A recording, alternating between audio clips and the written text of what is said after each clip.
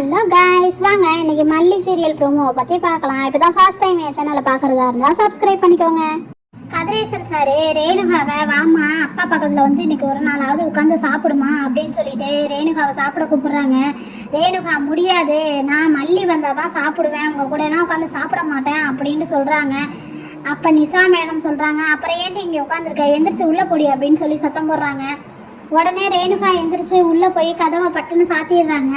உடனே கதிரேசன் சார் ஓடி போய் அம்மா ரேணுகா கதவை தரமா, அம்மா ரேணுகா கதவை தரமா அப்படின்னு சொல்லிட்டு கதவை தட்டுறாங்க.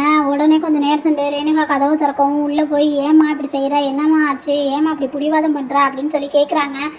அப்பயும் நான் மல்லி வராமல் சாப்பிட மாட்டேன், மல்லி தான் எனக்கு வேணும் அப்படின்னு ரேணுகா சொல்கிறாங்க. உடனே நிஷா மேடம் என்ன செய்கிறாங்க, கை நீட்டி ஓங்கி ரேணுகாவை அரைஞ்சிடுறாங்க.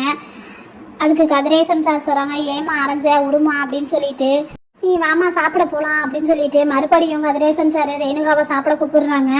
இன்னொரு பக்கம் விஜய் ரேணுகாவை விட்டுட்டு போனாலும் ரேணுகாவை பற்றியே நினச்சிட்டு இருக்காங்க. ரேணுகாவுக்கு என்ன ஆயிருக்குமோ அப்படின்னு சொல்லிட்டு யோசிச்சுட்டே இருக்காங்க.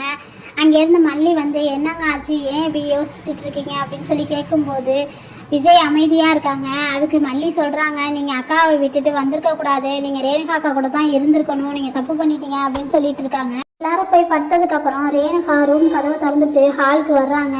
ஹாலுக்கு வந்து என்ன பண்ணலான்னு யோசிச்சுட்டு இருக்காங்க. நிஷா அடித்ததையே யோசிச்சுட்டு இருக்காங்க. அதுக்கப்புறம் அங்கே ஒரு ஃபோன் இருக்குது, அந்த ஃபோனை எப்படியாவது எடுத்துடணும்னு சொல்லிட்டு தெரியாமல் எடுக்கிறாங்க. அதுக்குள்ளே நிஷா வந்துடுறாங்க. என்ன பண்ணிட்டு இருக்கீங்க அப்படின்னு சொல்லி கேட்குறாங்க. ஒன்றும் இல்லையே அப்படின்னு சொல்கிறாங்க. எடுத்த ஃபோனை நிஷாவுக்கு தெரியாமல் பின்னாடி மறைச்சி வச்சுக்கிறாங்க. நிஷா கண்டுபிடிச்சிருவாங்களா என்னங்கிறத கமெண்ட்டில் சொல்லுங்கள்.